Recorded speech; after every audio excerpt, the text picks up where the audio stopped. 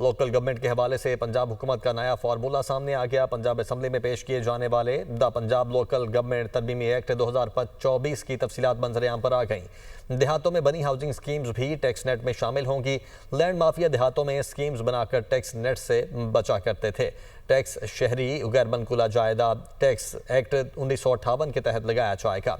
Bill का बुनियादी मकसद पंजाब फाइनेंस एक्ट 2024 के साथ हम आहंगी पैदा करना है।